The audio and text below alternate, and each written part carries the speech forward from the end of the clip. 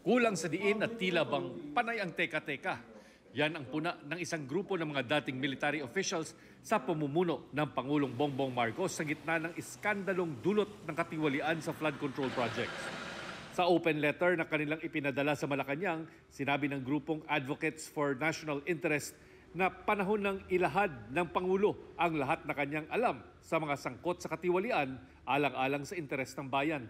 We are not here to judge the President. Huwag na siya mag-hold ng kanyang punches. Yung ibigay niya na ng todo-todo. Mabait na bata si Presidente eh. Ang kuwang ko lamang, siguro maging decisive siya. Maging decisive. Yun ang gusto ng grupo. Yung indecision can lead to potentially severe consequences. Definitely. Ang isang leader dapat mag-decide. Good or bad, there must be a decision. Pero paglilinaw ng ANI, hindi sila nananawagan ng pagbibitiw sa pwesto ng Pangulo o sa mga panawagan ng pagbuo ng civilian-military junta.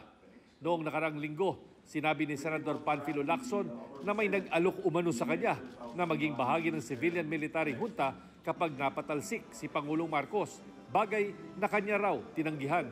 May lumapit din daw sa presidente ng Caritas Philippines na si Kidapawan Bishop Jose Colin Bagaforo, pero hindi rin daw niya ito pinaunlakan.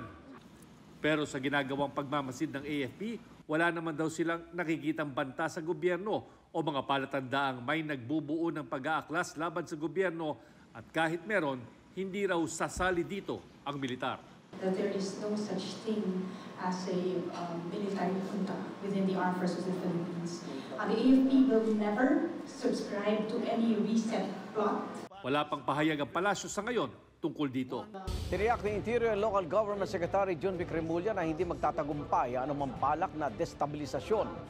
Nakabantay raw ang security at intelligence unit ng gobyerno sa sitwasyon at wala raw dapat ikabahala.